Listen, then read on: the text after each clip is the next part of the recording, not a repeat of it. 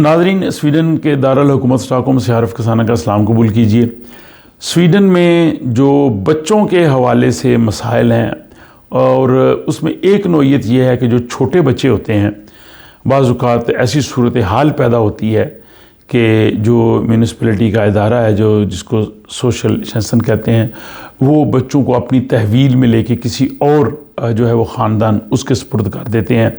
और यकीनन वालिदैन के लिए ये बहुत ही तकलीफ़ देह मरहला होता है और उसमें वो बहुत से ऐसे मौक़े होते हैं कि जिसमें वो बेबस होते हैं, वो अपने बच्चों की कस्टडी नहीं ले सकते। और ये इस हवाले से मैंने भी कई व्लॉग बनाए हैं, आपने भी बहुत से जो है वो प्रोग्राम्स देखे होंगे, ख़बरें देखी होंगी। इसके बहुत से ऐसे पहलू हैं जिस पे लोग बात करते हैं। बहुत से लोगों का ख्याल है कि ये शायद जो एक मुहिम है जो मुसलमान बच्चों को उनके माँ बाप से छीन के गैर मुस्लिम पर दिया जाता है और ये एक हुकूमती सरपरस्ती में इस किस्म की कोई जो है वो मूव चल रही है। हालांकि ये बिल्कुल ऐसा नहीं है और ये नेशनल लेवल का कोई प्रोग्राम नहीं। ये हर म्यूनिसिपैलिटी अपने तौर पे डिसीजन लेती है और कि उसको क्या करना है। ये इसका जो है वो पूरे मुल्क की सतह पे कोई इदारा नहीं है, ना ही हुकूमत, मरकज़ी हुकूमत जो कह लें वो इसको कंट्रोल करती है। ये सिर्फ कम्यून के तहत होता है और उसमें बहुत से मुसलमान काम करते हैं, बहुत से पाकिस्तानी हैं वो उसमें काम करते हैं। मेरी उनसे बात हुई है, वो भी उनका हिस्सा होते हैं, वो भी डिसीजन लेते हैं और कोई उस पर जो इस किस्म का कोई ये चांस नहीं है। लेकिन फिर भी इसकी वजूहात क्या हैं, तो इनकी वजूहात की तलाश करने से पहले आपने पिछला व्लॉग मेरा देखा होगा कि स्वीडन का जो दूसरा बड़ा शहर गोथनबर्ग है, वहाँ पे जो नई फैमिलीज़ आई थी और जिनके बच्चे 2 से 5 साल की उम्र के थे, अब यहाँ पे म्यूनिसिपैलिटी का ये फ़र्ज़ है कि नए आने वाले लोगों को, जिनके छोटे बच्चे हैं, उनको इन्फॉर्मेशन दें, बताएं कि बच्चों की सेहत के हवाले से, बच्चों की स्कूलिंग के हवाले से, तालीम के हवाले से बाकी।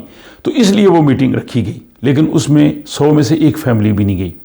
और जो उनमें से एक कोई खातून थी, उनने कहा जी कि हम इसलिए नहीं गए कि हमें ख़तरा था हमारे बच्चे ना छीन लें। इसमें ये तमाम इमिग्रेंट्स लोग, सिर्फ पाकिस्तानी नहीं, जितने भी इमिग्रेंट्स थे उस योतेबोरी गोथनबर्ग की म्यूनिसिपैलिटी में, उन सबको बुलाया गया था। अब यहाँ पे जो है वो एक चीज़ ये है कि मेरी बहुत से लोगों से बात हुई कि क्या वजह होती है, सोशल वाले क्यों सख्त फैसला करते हैं, बच्चे क्यों छीन लेते हैं। उनका ये कहना था कि उनको बच्चे छीनने का कोई फ़ायदा नहीं और ये बल्कि हुकूमत पे बोझ होता है। जब बच्चे छीने जाते हैं, बच्चे जिस फैमिली को दिए जाते हैं उनको माहाना खासी रकम हर बच्चे की ज़रूरत के मुताबिक दी जाती है, तो ये हुकूमत पे एक तरह का बोझ होता है। लेकिन उन लोगों का कहना था कि जब कोई छोटा मोटा कोई वाक़या हो जाता है और जब सोशल के नोटिस में आता है, तो जब वालिदैन को बुला के पूछा जाता है तो वो बिल्कुल सफ़ेद झूठ बोलते हैं। वो कहते हैं जी ऐसा हुआ ही नहीं, और हालांकि वाक़या हुआ होता है, क्योंकि जब बच्चा भी उनको बताता है, उनके पास एविडेंस भी होते हैं, तो वो बेवकूफ़ तो नहीं होती, वो समझ जाते हैं कि हुआ है। लेकिन वालिदैन जो है वो बिल्कुल इनकार कर रहे हैं, और वालिदैन इसलिए इनकार करते हैं कि अगर हम कहेंगे हाँ हुआ है तो हो सकता बच्चे ना ले लें। लेकिन उनका ये कहना था कि अगर वाक़या हुआ है और जब उनको पता भी है, हो भी गया, अगर आप झूठ भी बोलेंगे तब भी वो आपकी बात नहीं मानेंगे, बल्कि वो आपके लिए मुश्किल पैदा हो जाएगी। फिर वो बिल्कुल आप पे एतबार नहीं करेंगे और फिर वो समझेंगे कि आप बहुत कुछ छुपा रहे हैं और जो कुछ हुआ है शायद इससे भी कहीं ज़्यादा हुआ है।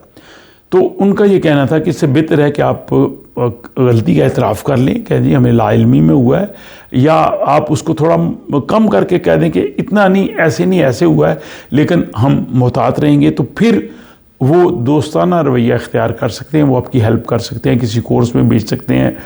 वो फिर आपको थोड़ी वार्निंग दे के कह लेंगे कि भाई ठीक है, वार्निंग देते हैं, आइंदा ऐसे ना हो। तो यानी उस सूरत में वो बच्चा नहीं छीनते। तो अगर खुदा न खास्ता कभी छोटी मोटी डकैत हो गई है, तो अगर आप भी समझते हैं कि ऐसी बात है, तो बिल्कुल सफ़ेद झूठ बोलने की बजाय उसका एतराफ़ पार्शली से जैसे भी वो ज़रूर किया जाना चाहिए।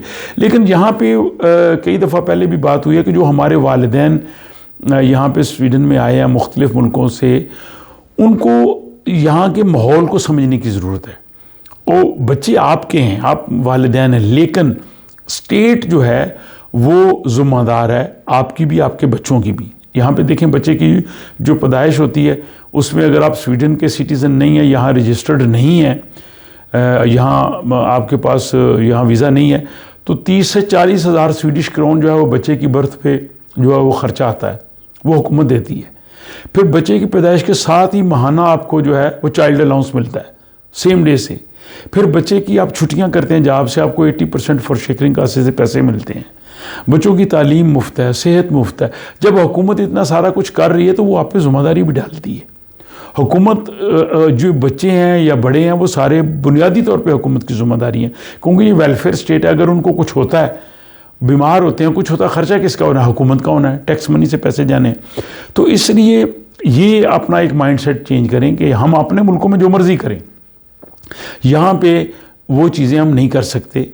जो डांट डपट की बात नहीं है, मारे कि आप फिज़िकली तशद्दुद नहीं कर सकते, आप जो है वो बच्चे के साथ वो सलूक नहीं कर सकते जो कानून के ज़ुमरे में आता है कि जो मना है।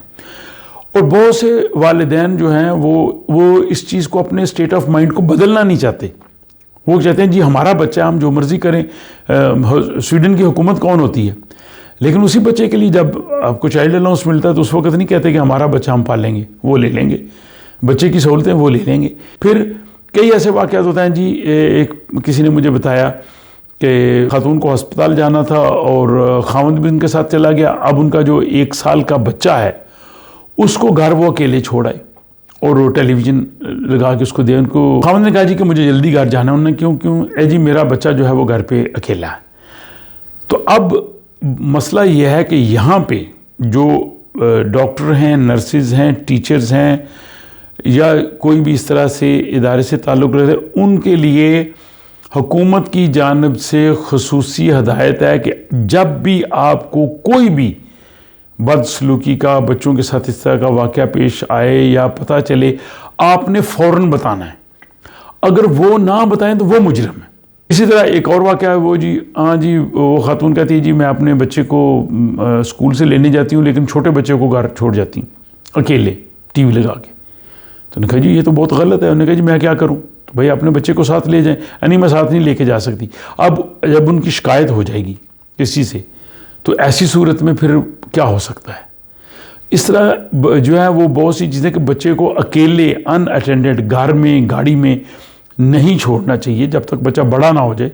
जो बच्चे बड़े हो जाते हैं 9-10 साल के, वो तो रह सकते हैं, लेकिन छोटे बच्चे नहीं रह सकते। कभी भी उनको अकेले आप घर में ना छोड़ें। ये कोई हुकूमत की कोई ऐसी मुहिम नहीं है मुसलमानों के बच्चे छीनने की। हज़ारों बच्चे हैं वो अपने माँ बाप के साथ रहते हैं। जो कोई बदसलूकी का वाक़या पेश आता है फिर वही उस पर वो फ़ैसला करते हैं। हो सकता है बाज़ औक़ात वो ज़्यादा सख्त फ़ैसला कर दें, हो सकता है बाज़ औक़ात वो काबिल फ़हम फ़ैसला ना हो, लेकिन जैसे मैंने शुरू में कहा कि जब वो बुलाते हैं, अगर कोई वाक़या होता है, जब वालिदैन स्ट्रेट फॉरवर्ड उसका इनकार कर देते हैं तो फिर वो उसमें जो है उनका रवैया बदल जाता है। तो इस हवाले से इंशाअल्लाह आइंदा मज़ीद कुछ माहिरीन से भी बात करके आपकी खिदमत में ये इस मालूमात पेश करता रहूँगा। लेकिन ये बड़ी अहम मालूमात थी, मैंने समझा कि आप लोगों को जो है वो यकीनन पसंद आएंगी। अपना ख्याल रखिएगा और किसी अगले व्लॉग तक के लिए मुझे इजाज़त दीजिए।